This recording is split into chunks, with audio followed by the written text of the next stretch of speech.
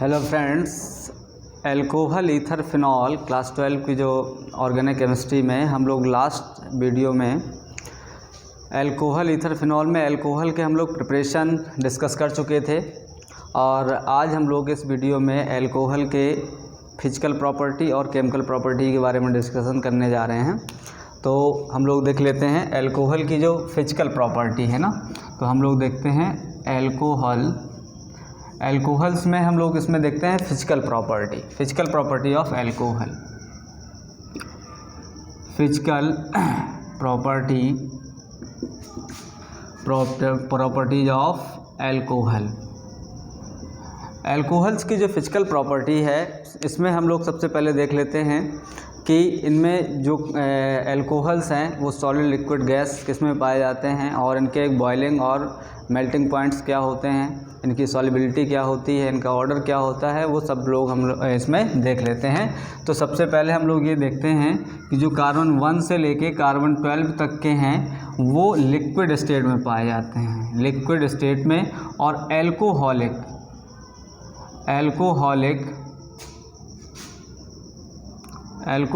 Smell पाई जाती है या एल्कोहलिक ऑर्डर्स पाया जाता है, इसमें ऑर्डर पाया जाएगा एल्कोहलिक। जबकि जो हायर्स होते हैं, हायर एल्कोहल्स जो होते हैं वो कलरलेस भी होते हैं और ऑर्डरलेस भी होते हैं, उनमें इतनी एल्कोहलिक स्मेल नहीं होती है। तो ये कलरलेस होते हैं, ऑर्डरलेस होते हैं, और वैक्सी सॉलिड हो जाते हैं, वैक्सी सॉलिड्स हो जाते हैं, क्योंकि इसमें हाइड्रोकार्बन्स कैरेक्टर ज़्यादा बढ़ जाता है। हाइड्रोकार्बन्स कैरेक्टर ज़्यादा हो जाएंगे तो ये वैक्सी सॉलिड्स हो जाते हैं। अब इसमें जो देख लेते हैं फिजिकल प्रॉपर्टी में, अब इसमें जो एल्कोहल्स हैं इनमें हाइड्रोकार्बन्स कैरेक्टर जितना ज़्यादा बढ़ जाएगा उसमें वाटर की सॉलिबिलिटी कम हो जाएगी। तो लेकिन हम उसके पहले हम देख लेते हैं इनके बॉइलिंग पॉइंट्स से। बॉइलिंग पॉइंट, तो बॉइलिंग पॉइंट्स जो होते हैं किसी भी एल्कोहल में, जो बॉइलिंग पॉइंट्स होता है वो जितनी ज़्यादा ब्रांचिंग होगी उतना बॉइलिंग पॉइंट्स कम होता है, और जो नॉर्मल स्ट्रेट चेन वाले एल्कोहल्स होते हैं उनका बॉइलिंग पॉइंट्स ज़्यादा होता है।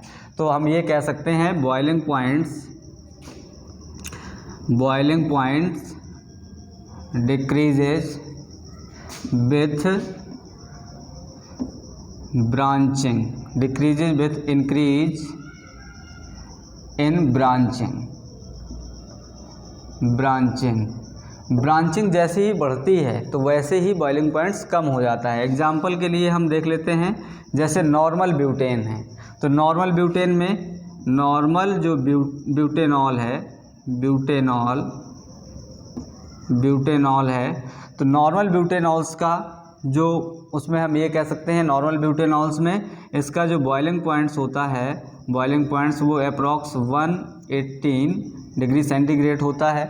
अब इसके बाद जैसे आ जाएगा आइसोब्यूटेन या आइसोब्यूटेनॉल जो हो जाएगा, आइसोब्यूटेनॉल जो हो जाएगा वो इसका होता है 1 ये कह सकते हैं 108 डिग्री सेंटीग्रेड होता है अप्रॉक्स। तो अब इसमें देखो ब्रांचिंग बढ़ जाती है। जैसे हम इसमें मेथ 8 प्रूफ, जैसे हम नॉर्मल ब्यूटेन बनाएंगे CH3 CH2, तो यहाँ पर मेथ 8 प्रो ब्यूट, तो यहाँ पर ये बन जाएगा CH2OH, ये नॉर्मल ब्यूटेनॉल है। तो इसका जो बॉइलिंग पॉइंट्स होता है 118 डिग्री सेंटीग्रेड होता है। इसी के लिए हम कहते हैं ऐसे CH3 है, और यहाँ पर CH2OH, इसमें कितने 4 कार्बन है, लेकिन इनका बॉइलिंग पॉइंट ब्रांचिंग की वजह से कम हो जाता है। इसी में हम लोग देख लेते हैं, जैसे अब हम लोग तीसरा जो अल्कोहल है इसके बाद हम लोग क्या करते हैं, कार्बन CH3 और यहाँ पर ये OH कर लेते हैं। तो अब इसमें और ज़्यादा ब्रांचिंग बढ़ जाती है, तो अब इसका जो बॉइलिंग पॉइंट्स होता है इससे और भी कम हो जाता है, लगभग 99 के अप्रॉक्स हो जाता है। तो इसका जो बॉइलिंग पॉइंट्स होता है नियो ब्यूटेनॉल का, यहाँ पर लिख देना नियो ब्यूटेनॉल का, इसका जो बॉइलिंग पॉइंट्स होता है वो लगभग 99.5 डिग्री सेंटीग्रेड है, अप्रॉक्स 100 मान लेते हैं। तो इस टाइप से हम लोग जैसे ही ब्रांचिंग बढ़ती चली जाती है तो इनका जो बॉइलिंग पॉइंट्स है वो कम होता चला जाता है। क्लियर? अब ये नोट कर लें, इसके बाद हम लोग देखते हैं सॉल्युबिलिटी। तो नेक्स्ट पॉइंट है फिजिकल प्रॉपर्टी में solubility.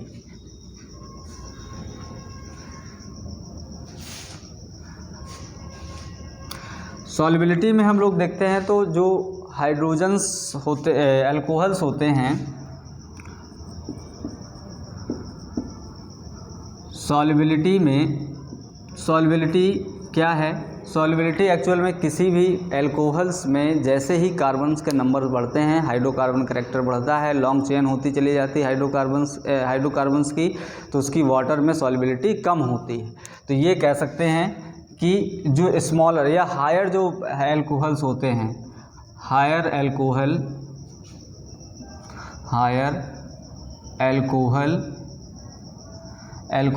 Less soluble in water, जबकि जो स्मॉलर या लो मॉलिक्यूलर वेट के जो एल्कोहल्स होते हैं उनकी सॉल्युबिलिटी वाटर में ज़्यादा होती है। जैसे मेथिल अल्कोहल है, एथिल अल्कोहल है, इनमें हाइड्रोकार्बन्स के कैरेक्टर्स कम होते हैं, हाइड्रोकार्बन चेन्स स्मॉल होती है, जिसकी वजह से इनकी सॉल्युबिलिटी वाटर में ज़्यादा होती है। अब इसमें क्या होते हैं? हाइड्रोजन बॉन्ड फॉर्मेशन होता है, हाइड्रोजन बॉन्ड फॉर्मेशन होता है एल्कोहल्स में, हाइड्रोजन बॉन्ड फॉर्मेशन होता है। हाइड्रोजन बॉन्ड फॉर्मेशन से मीन्स क्या है कि जैसे हम लोग एल्कोहल्स में मान लेते हैं CH3OH है, CH3OH, तो यहाँ पर जैसे CH3O, इसके बाद हमने H लगा दिया, तो ये वाला किसी दूसरे हाइड्रोजन के OH से हाइड्रोजन बॉन्ड बना लेता है, CH3OH। ऐसे ही ये वाला इस प्रकार से HOCH3, या ऐसे में हम दूसरा अल्कोहल मान लेते हैं, जैसे एथिल अल्कोहल है, तो एथिल अल्कोहल का भी हम लोग देख लेते हैं। तो यहाँ पर ये हाइड्रोजन बॉन्ड बना लेगा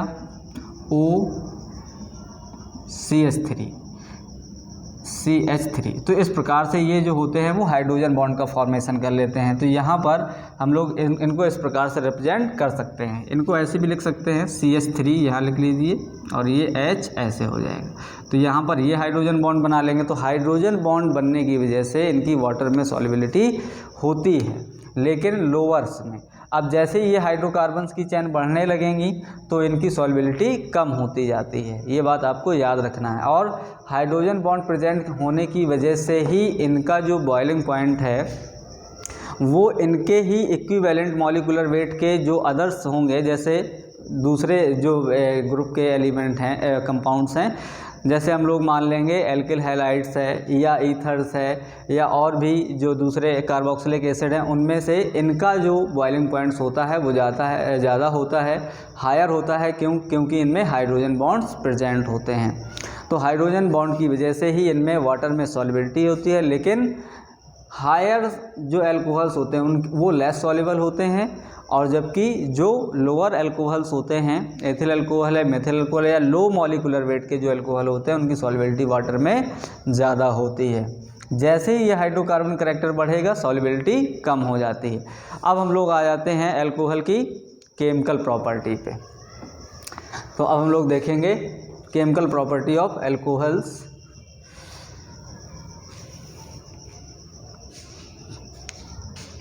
chemical property of alcohol, chemical properties of alcohol. Chemical property of alcohol में हम लोग ये देखते हैं कि एल्कोहल्स जो होता है उनको हम लोग देखो, जैसे जनरली हम लोग रिप्रेजेंट करते हैं RCH2OH। तो इसमें 3 टाइप्स की ये रिएक्शंस देते हैं। एक तो वो रिएक्शंस होंगी जिसमें ये इसका हाइड्रोजन इन्वॉल्व होता है। दूसरी रिएक्शंस वो टाइप होता है रिएक्शंस का जिसमें पूरा OH ग्रुप इन्वॉल्व होता है, ये फर्स्ट टाइप की रिएक्शन है। इसमें सेकेंड टाइप की रिएक्शंस कह सकते हैं, ये सेकेंड टाइप की रिएक्शन है। और थर्ड इसके एल्किल ग्रुप की रिएक्शंस होती हैं। तो एक्चुअल में जो एल्कोहल्स होते हैं वो 3 टाइप की रिएक्शंस देते हैं। तो उनमें से आपको ये देखना है कि इनमें ये जो 3 टाइप्स की रिएक्शंस हैं इनको हम लोग सेपरेटली स्टडी करते हैं। तो अब हम लोग ऐसी रिएक्शंस डिस्कस करेंगे जिसमें एल्कोहल का OH हाइड्रोजन पार्टिसिपेट करेगा। तो इसमें फर्स्ट रिएक्शन देखेंगे, इसमें हम अल्कोहल की वो रिएक्शंस पढ़ रहे हैं जिसमें अल्कोहल का हाइड्रोजन पार्टिसिपेट करता है। फिर हम दूसरी टाइप की रिएक्शंस वो पढ़ेंगे जिसमें OH ग्रुप पार्टिसिपेट करेगा, और थर्ड ग्रुप उसके एल्किल ग्रुप की रिएक्शंस पढ़ते हैं अल्कोहल के। तो हम लोग सबसे पहले पढ़ेंगे हाइड्रोजन वाले। तो इसमें हम लिखेंगे रिएक्शन विथ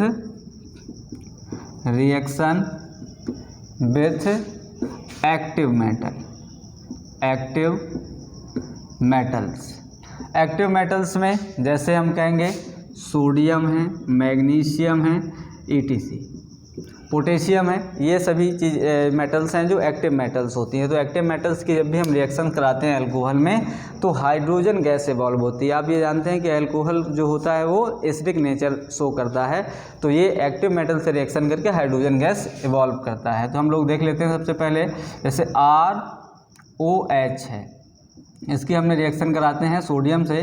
तो सोडियम से जब भी रिएक्शन कराते हैं तो रिएक्शन करने पर ये हाइड्रोजन गैस इवॉल्व कर देते हैं, तो RONA बन जाएगा, RONA plus H2 gas evolve हो जाती है। अब इसको बैलेंस करना है तो हम लोग यहाँ पर 2 मोल ले लेते हैं, और यहाँ पर क्योंकि हाइड्रोजन क्या है, डायटोमिक गैस है, तो यहाँ पर ये अल्कोहल है, अल्कोहल सोडियम मेटल है, और ये बन जाता है सोडियम एल्कोक्साइड।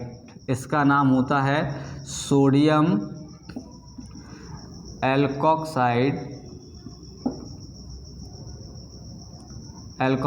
है, सोडियम एल्कोक्साइड बनेगा और हाइड्रोजन गैस इवॉल्व हो जाएगी। ऐसे ही हम लोग मान लेते हैं जैसे C2H5OH है, हमने इसकी रिएक्शन सोडियम से कराते हैं या मैग्नीशियम से, तो इसमें बन जाएगा C2H5ONA plus H2 gas evolve हो जाएगी। तो इसको हम बैलेंस करने के लिए 2 मोल से यहाँ लेंगे, 2 मोल से यहाँ लेंगे, और हाइड्रोजन गैस इवॉल्व हो जाएगी। तो यहाँ पर हमें 2 मोल्स ऑफ सोडियम एथॉक्साइड है, यहाँ पर एल्कोक्साइड है तो एल्क का नाम यहाँ पर एथ है, तो यहाँ पर नाम हो जाएगा सोडियम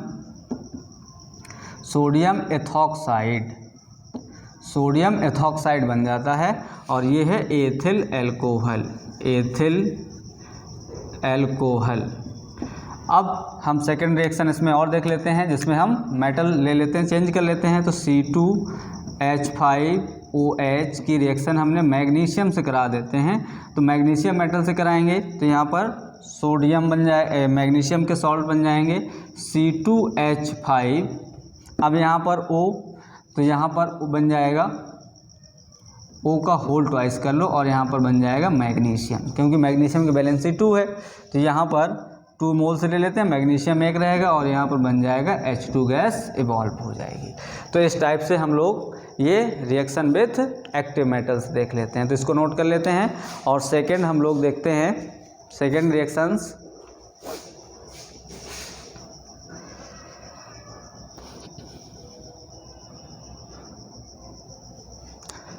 नोट हो गया होगा। अब हम लोग सेकेंड रिएक्शंस देखते हैं, reaction with carboxylic acid, reaction with carboxylic acid.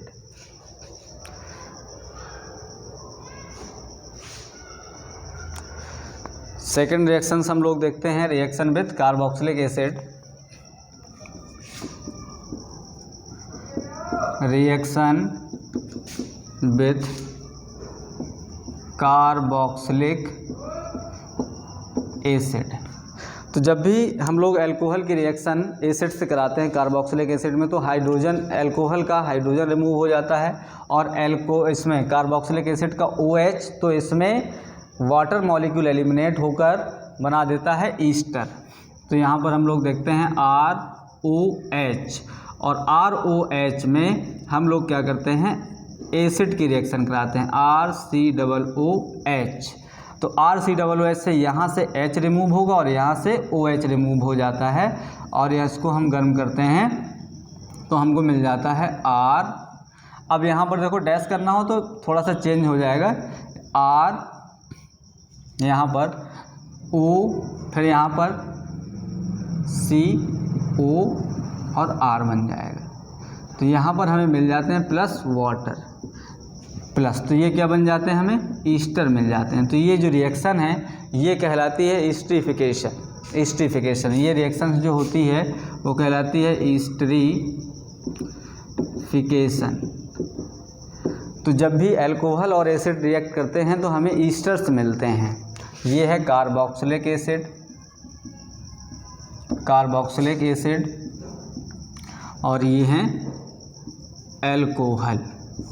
अब हम लोग अगर इसी को देखो चेंज करने के लिए हम सेकेंड रिएक्शन देख लेते हैं। तो एथिल अल्कोहल में देख लें, जैसे C2H5OH एथिल अल्कोहल की रिएक्शन हम लोग कराते हैं एस्टिक एसिड। तो एस्टिक एसिड को हम लोग ऐसे लिख सकते हैं HOOC और उसके बाद हमने लगा दिया CH3। एस्टिक एसिड CH3COOH है, तो यहाँ से हाइड्रोजन और यहाँ से OH ग्रुप रिमूव हो जाएगा और हमें मिल जाएगा ईस्टर मिल जाएगा।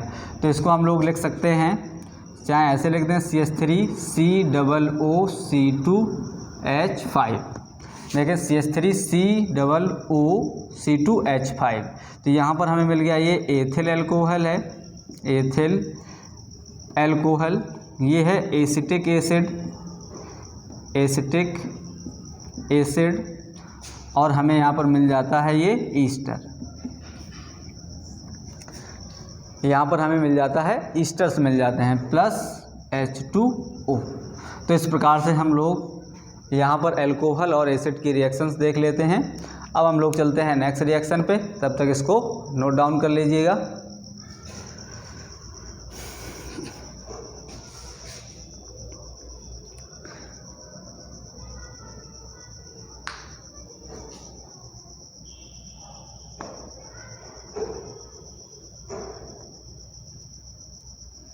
नेक्स्ट रिएक्शन है जो हम लोगों की, वो रिएक्शंस है एसिड हैलाइड से। Reaction with acid halide, reaction with acid halide. Acid halide के फार्मूले आपको पता होने चाहिए। एसिड हैलाइड क्या है? Reaction with acid halide. Third reactions है हमारी reaction with acid halide. Acid halide जो होते हैं वो कार्बोक्सिलिक एसिड के हैलोजन डेरिवेटिव्स होते हैं। जैसे हमने कहा है RCOOH होता है, लेकिन यहाँ पर हम लोग RCOX ले लेते हैं, तो ये एसिड के हैलोजन डेरिवेटिव्स हो जाते हैं, एसिड के हैलोजन डेरिवेटिव्स हैं। तो जब भी हम इनकी रिएक्शन कराते हैं अल्कोहल से तो देख लेते हैं ROH की जब भी हम रिएक्शन कराते हैं तो यहाँ पर RCOX है। तो RCOX में हम लोग क्या करते हैं, यहाँ से हाइड्रोजन रिमूव होता है और यहाँ से हैलोजन रिमूव हो जाता है, तो हम लोगों को यहाँ पर मिल जाते हैं ईस्टर्स, यहाँ पर भी मिलते हैं। तो यहाँ पर देखते हैं यहाँ से RCOOR प्लस HX मिल जाता है। तो एक्चुअल में इसमें भी हमें ईस्टर्स ही मिलते हैं, ईस्टर्स मिलते हैं। लेकिन अब हम लोग यहाँ देख लेते हैं कि यहाँ से X जा रहा है और यहाँ से हाइड्रोजन जा रहा है, तो यहाँ पर HX हमें रिमूव हो जाता है और मिल जाता है, हमें ईस्टर्स मिल जाते हैं। अब हम लोग इसमें देख लेते हैं, जैसे एक एग्जांपल मान लेते हैं C2H5OH की हमने रिएक्शंस CH3COCl से एसिटिल क्लोराइड से। तो एसिटिल क्लोराइड है ये, एसिटिल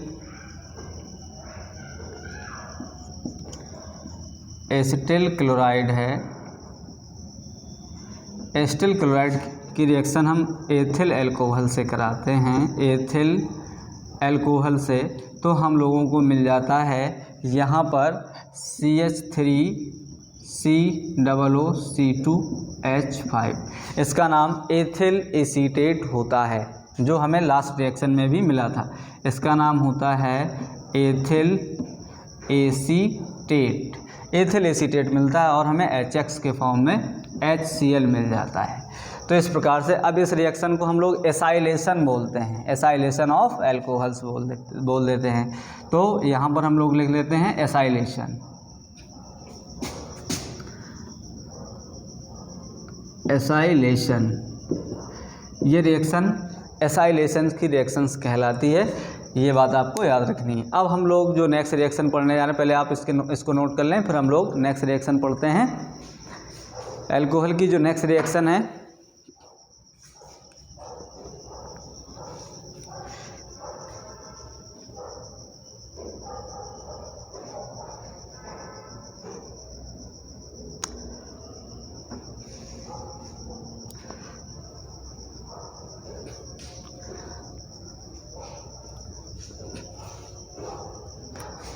अब हम लोग देख लेते हैं अल्कोहल की जो नेक्स्ट रिएक्शन है वो एसिटिक एनहाइड्राइड।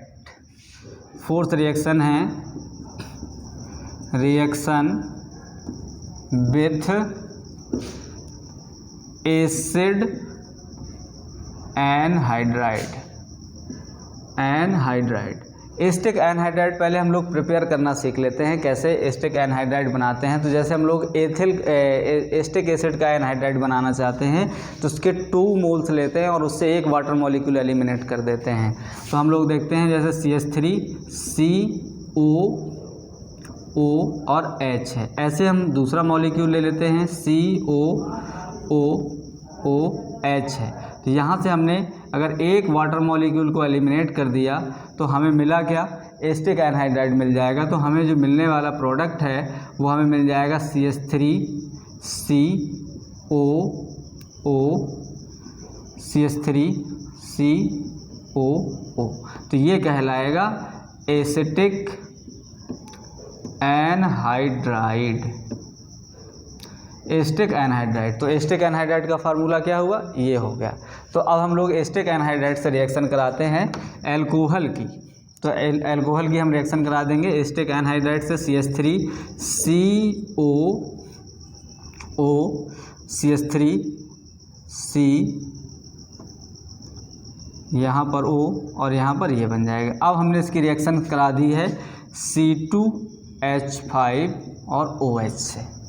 तो यहाँ पर C2H5OH से यहाँ पर हाइड्रोजन रिमूव हो जाएगा और इनमें से कोई एक बॉन्ड ब्रेक हो जाएगा। तो यहाँ पर जब भी बॉन्ड ब्रेक होगा तो ऑक्सीजन की इलेक्ट्रोनेगेटिविटी ज़्यादा है, तो यहाँ पर बॉन्ड इस टाइप से ब्रेक होगा, तो यहाँ पे माइनस और यहाँ पे प्लस, कार्बन पे प्लस, जबकि यहाँ पर ये H प्लस और O माइनस पे। तो ये वाला जो H प्लस है वो आ जाएगा इस वाले में और ये जो O माइनस है वो आ जाएगा इस वाले में। तो यहाँ पर हमें जो मिलने वाला है, तो यहाँ पर हमें अल्कोहल्स भी मिलते हैं। अल्कोहल की जगह पर एथिल एसीटेट भी मिलता है और कार्बोक्सिलिक एसिड भी मिल जाते हैं। तो यहाँ पर कार्बोक्सिलिक एसिड और ईस्टर दोनों मिलते हैं। तो यहाँ पर देखें, जैसे जब ये हाइड्रोजन आयंस इसमें अटैच्ड होगा तो यहाँ पर हमें जो मिलने वाला है ये वाला, तो देखें यहाँ पर जैसे ये बॉन्ड हमने ब्रेक किया CH3 COO और इसके बाद कार्बोक्सिलिक एसिड H यहाँ मिलेगा माइनस वाला ये, तो मिल जाएगा हमें CH3 COH, ये वाला CH3 COOH हो गया। जबकि यहाँ पर जो ये माइनस अटैच होने वाला है तो हमें यहाँ पर मिलने वाले हैं CH3 CO फिर O ये मिल जाएगा, तो CH3 COC2H5। तो यहाँ पर हमें एसिड भी मिल जाते हैं और हमें ईस्टर्स भी मिल जाते हैं। तो यहाँ पर हमें मिला एसिटिक एसिड और हमें मिल जाता है इसमें ये है एथिल एसीटेट।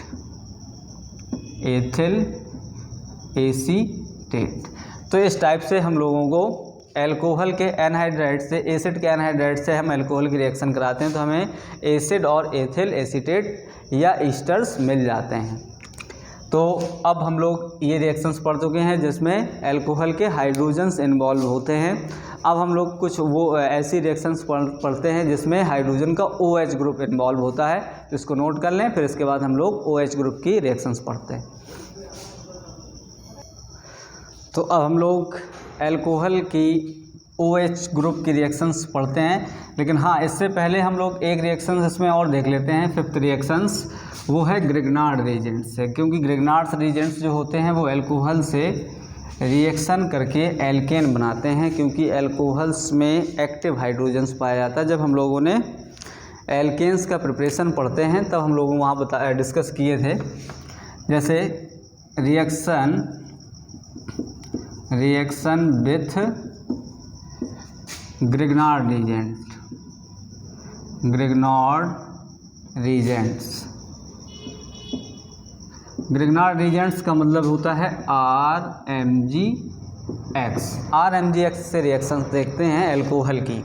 तो एल्कोहल्स क्या है, इनमें एक्टिव हाइड्रोजन्स पाए जाते हैं। एक्टिव हाइड्रोजन्स क्या होते हैं, ट्रिपली बॉन्डेड कार्बन, ऑक्सीजन, नाइट्रोजन और सल्फर से जुड़े हुए जो हाइड्रोजन डायरेक्टली अटैच्ड जो हाइड्रोजन होते हैं उनको हम लोग एक्टिव हाइड्रोजन्स कहते हैं। तो यहाँ पर ऑक्सीजन से डायरेक्टली अटैच्ड है तो एक्टिव हाइड्रोजन हो जाएगा। तो एक्टिव हाइड्रोजन्स जो होते हैं जैसे ROH है, ROH एल्कोहल है, इसकी हम रिएक्शन कराते हैं RMGX से। तो यहाँ पर ये R इस हाइड्रोजन से, एक्टिव हाइड्रोजन से कंबाइंड होकर एल्केन का फॉर्मेशन कर देते हैं। तो यहाँ पर हम लोग देखते हैं, यहाँ पर बना देता है RH प्लस Mg से एक से X जुड़ जाएगा, दूसरे से यहाँ पर जुड़ जाएगा OR। तो यहाँ पर ये बना देते हैं एल्केन। एल्केन्स का फॉर्मेशन करते हैं। ये है ग्रिग्नॉर्ड रीजेंट,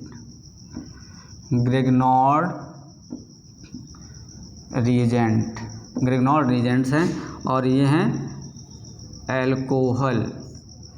अब हम लोग एक रिएक्शंस देख लेते हैं जिसमें C2H5OH की रिएक्शंस हमने करा दी है C2H5MgBr से।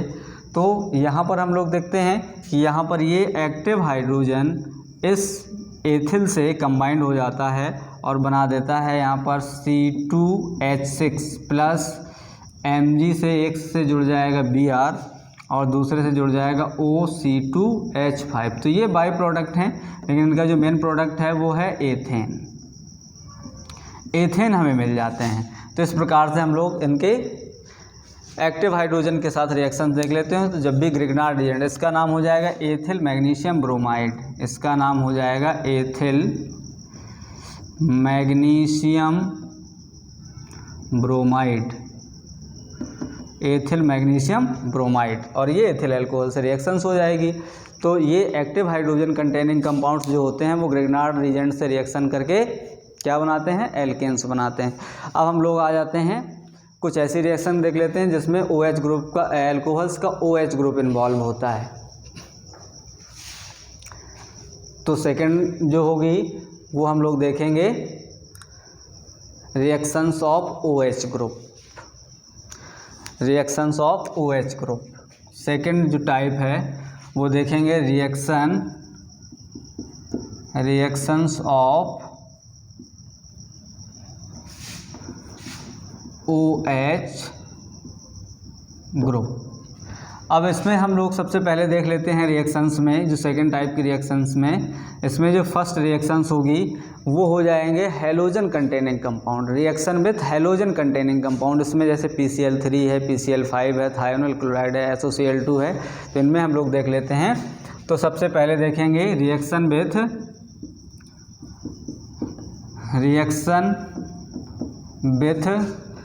PCl3 and PCl5। अब हम लोगों ने PCl3 और PCl5 लिया है, लेकिन हम जब भी अल्कोहल को कोई भी हैलोजन से रिएक्शन कराते हैं, हैलोजन कंटेनिंग कंपाउंड से रिएक्शन कराते हैं, तो वो OH ग्रुप का सब्स्टिट्यूशन कर देता है। सब्स्टिट्यूशन में क्या होगा, OH ग्रुप को रिमूव कर देगा और हैलोजन ग्रुप उसमें अटैच्ड हो जाता है। ये बात आपको याद रखनी है। जैसे हम लोग बात करते हैं कि यहाँ पर जैसे हम रिएक्शन लेते हैं C2H5OH की, अगर हम रिएक्शन करा देते हैं PCl3 से, तो अब यहाँ पर OH ग्रुप का सब्स्टिट्यूशन होगा, यहाँ पर हाइड्रोजन गैस रिमूव नहीं होगी या हाइड्रोजन रिमूव नहीं होगा। तो यहाँ पर आ जाएगा, जब भी हम इसकी रिएक्शन कराते हैं तो यहाँ पर बन जाएगा C2H5Cl। तो अब यहाँ पर Cl आने के बाद अब हम लोग यहाँ देख लेते हैं H3PO3, यहाँ पर बन जाता है एथिल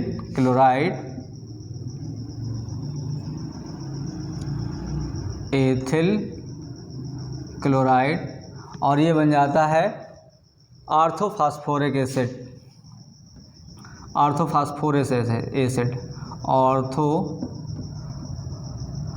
फास्फोरस एसिड, ये हमें मिल जाते हैं ऑर्थोफॉस्फोरस एसिड। तो अब हम लोग देख लेते हैं, जैसे सेकंड वाला है, जो सेकंड में हम लोग देख लेते हैं कि अब C2H5OH की रिएक्शंस हमने करा दी है PCl5 से। तो PCl5 से जब भी हम रिएक्शन करा देंगे तो PCl5 में देख लेंगे, तो यहाँ पर बन जाता है C2H5Cl प्लस, अब यहाँ पर POCl3 बन जाता है, POCl3 प्लस HCl, ये है फास्फोनिल क्लोराइड, इसका नाम होता है फास्फोनिल क्लोराइड। फास्फोनिल क्लोराइड मिल जाते हैं, और यहाँ पर हमें जो मिलते हैं वो एथिल क्लोराइड या एल्केन के हमें हैलोजन डेरिवेटिव्स मिल जाते हैं। यहाँ पर एल्कोहल के OH ग्रुप का सब्स्टिट्यूशन हो जाता है किसके थ्रू, यहाँ पर हैलोजन के थ्रू हो जाता है। अब हम लोग जो नेक्स्ट रिएक्शन देखने वाले हैं वो देखने वाले हैं थायोनिल क्लोराइड के साथ। तो अब हम लोग देखते हैं रिएक्शन विथ थायोनिल क्लोराइड।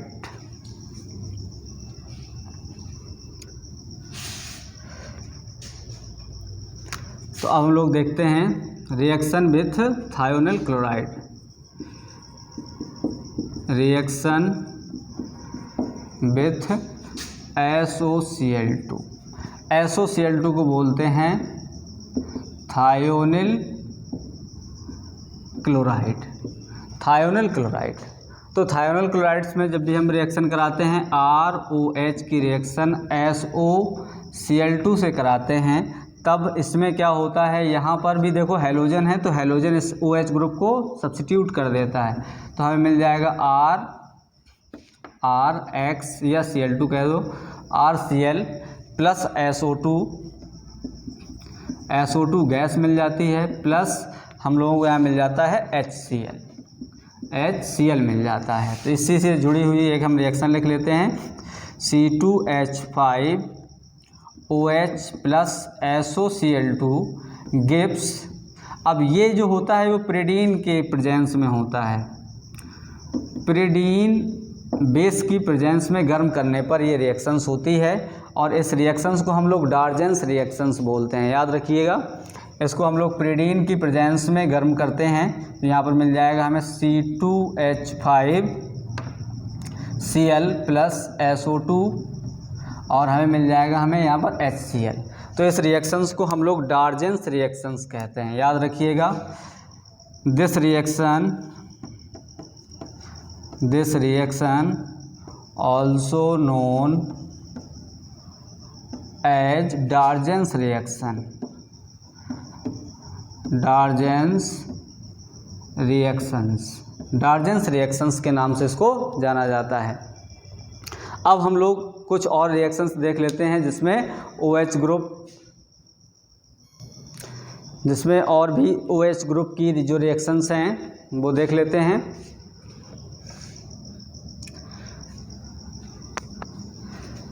तो इसमें हम लोग इसके OH ग्रुप की जो रिएक्शंस हैं, इनमें से हम लोग जो लास्ट रिएक्शंस हैं वो देख लेते हैं। OH ग्रुप की जो रिएक्शंस हैं उनमें से है रिएक्शन विथ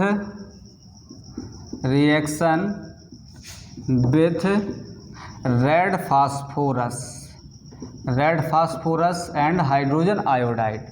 हाइड्रोजन आयोडाइड और रेड फास्फोरस की प्रेजेंस में कोई भी एल्कोहल्स जो होते हैं वो रिड्यूस होकर एल्केन में कन्वर्ट हो जाते हैं। ये हम लोग एल्केन के प्रिपरेशन में भी डिस्कस कर चुके हैं। तो यहाँ पर हम लोग C2H5OH की जब भी रिएक्शन रेड फास्फोरस और हाइड्रोजन आयोडाइड की प्रेजेंस में कराते हैं, रेड फास्फोरस और हाइड्रोजन आयोडाइड की प्रेजेंस में कराते हैं, तो यहाँ पर ये कन्वर्ट हो जाता है C2H6 plus I2 plus water में। तो इसमें देख लेंगे कि इसका एल्कोहल से एल्केन में रिडक्शन हो जाता है। हम लोगों ने जब एल्केन के प्रिपरेशन पढ़े हैं तो वहाँ पर हमने बताया है कि ये बहुत ही स्ट्रॉन्ग रिड्यूसिंग एजेंट्स होते हैं। तो एल्कोहल जो होता है हाइड्रोजन आयोडाइड और रेड फास्फोरस की प्रेजेंस में रिड्यूस हो जाता है, किसमें, एल्केन्स में। तो यहाँ पर हमें मिल जाता है एथेन। तो अब हम लोग जो इसकी नेक्स्ट रिएक्शन है एथिल अल्कोहल के एल्किल ग्रुप की जो रिएक्शंस होंगी वो हम लोग नेक्स्ट वीडियो में डिस्कस करेंगे। इसमें सेट-जेफ रूल वगैरह है या इसके जो डिहाइड्रेशंस की रिएक्शंस हैं वो हम लोग इसमें नेक्स्ट वीडियो में डिस्कस करते हैं।